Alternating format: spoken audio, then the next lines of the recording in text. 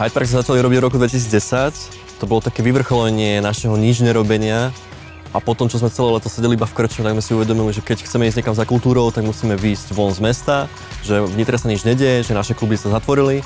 Tak sme si v podstate vymysleli tento projekt, že vyťahneme vojenský stán, nájdeme nejakú lúku a počas celého leta, ako sa nám bude dať, čo nám počasie dovolí, tak budeme robiť koncerty. Chceli sme si len dať pivo a sedieť niekde na lúke a počúvať dobrú muziku, to bolo všetko.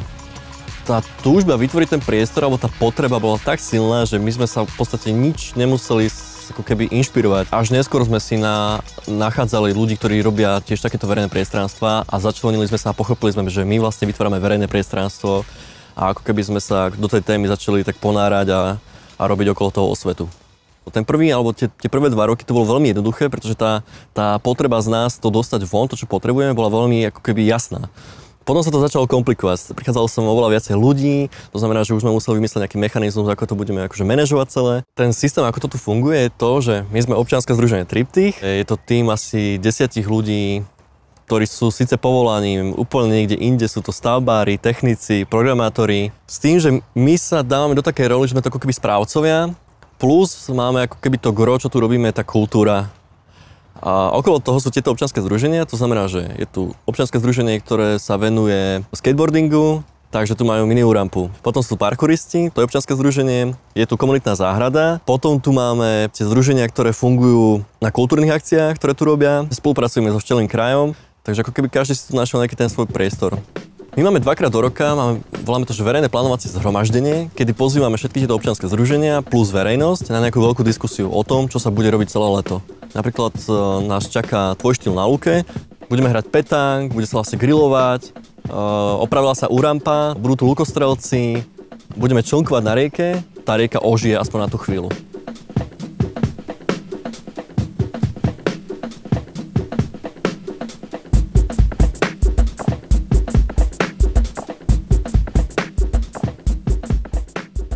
Teraz je krásna ukážka toho, že ako funguje Hyde Park, keď není žiadny oficiálny program. V podstate títo ľudia, ktorí sú za mňou, mi zavolali, že si chcú spraviť team building, že chcú použiť grill. A ľudia vlastne využívajú túto plochu aj takto. Môžu sa hrať petang, môžu vlastne decka zobrať na detské ihrisko. Je to na také prekvapenie, že si môžeš povedať, že tu nechajú odpadky, že tu nechajú bordel. Vo svojej podstate sú tí ľudia normálni. Len tých nenormálnych je veľmi vidieť. To je celý problém.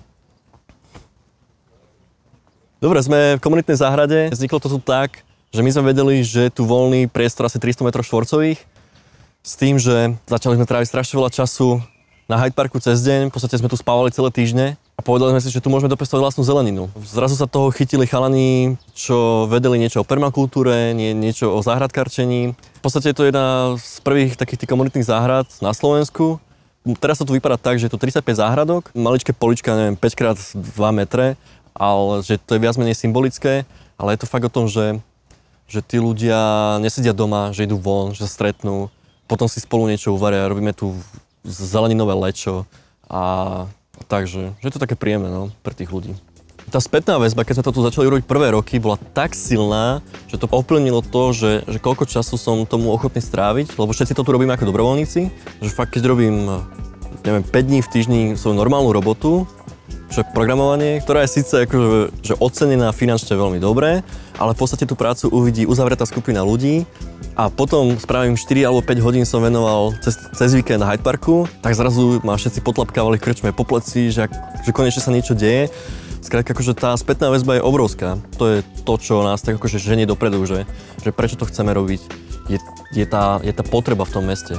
Bola možnosť aj byť dobrovoľníkom, napríklad na divadelnej Nitre alebo na podobných festivaloch, ale nikdy som to nechápal som tomu, že prečo by som mal byť dobrovoľníkom, že čo sa tým je, alebo že prečo. Tá cesta je taká, že ja som sa vlastne pomaly začal vzdelávať, začal som chodiť na rôzne kurzy. Napríklad teraz akurát ukončujem ročný konzultantský tréning, takže som konzultant v 3. sektore.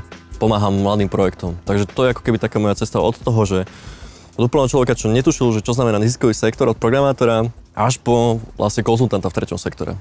To, že som ostal v Nitre, je len vďaka Hyde Parku a tým priateľom, čo tu mám. Že zmenilo mi to hodnoty. To je asi taká najväčšia vec. Že život není o tom, že len čo najrýchlejšie zohnať peniaze, byť ako keby závodou. Keď sú okolo teba ľudia, s ktorými sa dá pracovať tak každé to mesto je pole neorané. Akože mne to príde, že teraz je Bratislava a Košice strašne akože už sa tým nasycujú presne tou témou, ktorú riešime aj na Hyde Parku, to znamená, že život, komunitný život, ale ostatné miesta sú akože stále Sleepy Hollow, takže keď má niekto dobrý nápad, teraz je tá čas ako keby zobudzať takéto projekty, kultúrne centrá, komunitné centrá, záhrady, všetko možné. Veľkým úspechom nie je to, čo tu je fyzicky, ale to, čo sa tu spravilo, tie vzťahy medzi tými ľuďmi, že tu funguje viac ako 10 občianskych združení, že sa tu ľudia stretávajú, vymieňajú si názory, tak toto je akože to najcennejšie, čo je na Hyde Parku.